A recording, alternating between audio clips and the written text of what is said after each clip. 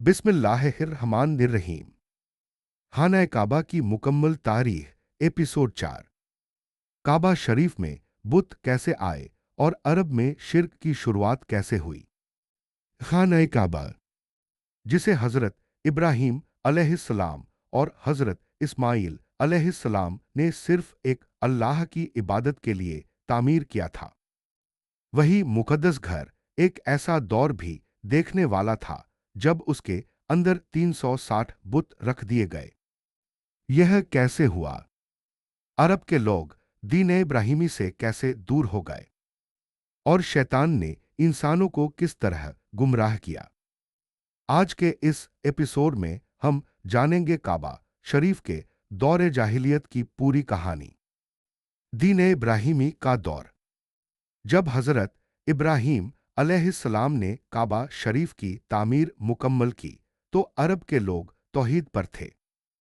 वह सिर्फ एक अल्लाह की इबादत करते थे, हज करते, तवाफ करते और बैतुल्लाह का एहतराम करते थे। कई सदियों तक यही सिलसिला चलता रहा, मगर धीरे धीरे लोगों के दिल दुनिया की मोहब्बत में बदलने लगे, इल्म कम होता गया और जहालत बढ़ती गई। शैतान की पुरानी चाल। शैतान हमेशा इंसानों को सीधे गुनाह में नहीं डालता। वह पहले छोटी छोटी बातें खूबसूरत बनाकर पेश करता है। ठीक यही अरब के लोगों के साथ हुआ। कुछ नेक लोग, दुनिया से चले गए लोग, उनकी याद में उनकी तस्वीरें और निशान बनाने लगे।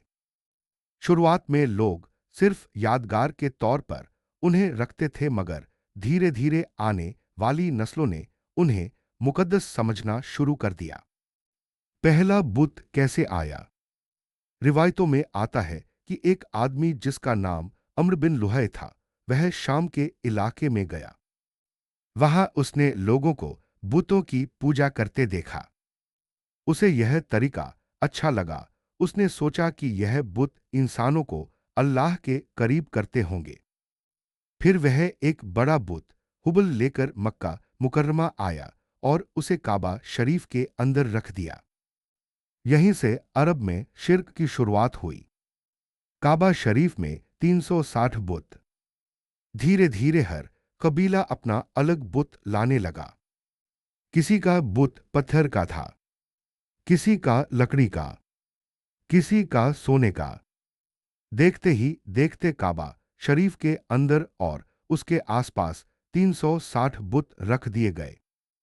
यह वही घर था जिसे तौहीद के लिए बनाया गया था, मगर अब वहां शिर्क होने लगा। लोगों का अजीब अकीदा। अरब के लोग यह नहीं मानते थे कि बुत पैदा करते हैं। वह कहते थे, हम इनकी इबादत सिर्फ इसलिए करते हैं ताकि यह हमें अल्लाह के करीब कर दे।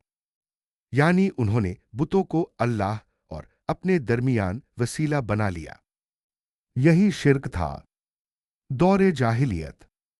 उस जमाने को दौरे जाहिलियत कहा जाता है क्योंकि लोगों में जहालत बहुत बढ़ चुकी थी। शराब आम थी, जुआ खेला जाता था, कमजोरों पर जुल्म होता था, औरतों की कोई इज्जत नहीं थी, लड़कियों को जिंदा दफन कर दिया जाता था। मगर इसके बावजूद लोग काबा शरीफ का एहतराम करते थे। उन्हें मालूम था कि यह मुकद्दस घर है, मगर वह असली दीन भूल चुके थे। तवाफ का अजीब तरीका। कुछ लोग काबा शरीफ का तवाफ बिना कपड़ों के करते थे। उनका कहना था, हम गुनाह वाले कपड़ों में तवाफ नहीं करेंगे। यह शैतान की गुमराही थी। दीन इब्राहिमी की असली तालीमात कहीं खो चुकी थी। काबा शरीफ की हिदमत। हालांकि लोग गुमराह हो चुके थे, मगर काबा शरीफ की हिदमत अब भी इज्जत समझी जाती थी। अरब के बड़े कबीले हाजियों को पानी पिलाते, खाने का इंतजाम करते और काबा शरीफ की निगरानी करते। इसी वजह से मक्का मुकर्रमा पूरे अरब में अहम शहर बन चुका था। मक्का अरब का मरकज बन गया था। हजर अस्वद की अजमत बाकी रही। हालांकि लोग शिर्क में पड़ चुके थे, मगर हजर अस्वद का एहतराम अब भी किया जाता था। लोग उसे मुकद्दस समझते थे और तवाफ उसी से शुरू करते थे। मगर असली मकसद सिर्फ अल्लाह की इबादत भूल चुके थे। अल्लाह का बड़ा फैसला। जब जमीन पर शिर्क और गुमराही बहुत बढ़ गई, तब अल्लाह ताला ने पूरी इंसानियत के लिए सबसे आखिरी और सबसे बड़े नबी को भेजने का फैसला फरमाया। वह नबी थे मुहम्मद सल्लल्लाहु अलैहि वसल्लम, जो उसी शहर मक्का मुकर्रमा में पैदा होने वाले थे, और वही काबा शरीफ को दोबारा शिर्क से पाक करने वाले थे। नूर आने वाला था। मक्का की गलियों में अभी अंधेरा था। काबा शरीफ बुतों से भरा हुआ था। लोग जहालत में डूबे हुए थे। मगर बहुत जल्द वह वक्त आने वाला था जब ला इलाहा इल्लल्लाह की सदाएं पूरी दुनिया में गूंजने वाली थी। इस वाक़ये से मिलने वाले सबक। शिर्क धीरे धीरे शुरू होता है। शैतान पहले छोटी बातों से गुमराह करता है। इल्म का होना जरूरी है। जब लोगों ने असली दीन छोड़ दिया तो गुमराही फैल गई। मुकद्दस जगह भी फितने का शिकार हो सकती हैं अगर लोग अल्लाह की हिदायत छोड़ दें। अल्लाह हमेशा हिदायत भेजता है। जब गुमराही बढ़ी तो अल्लाह ने अपने आखिरी नबी अशरफ दीफे को भेजा। अगले एपिसोड में, अगले हिस्से में हम जानेंगे रसूलुल्लाह सल्लल्लाहु अलैहि वसल्लम की पैदाइश और काबा शरीफ का वह दौर।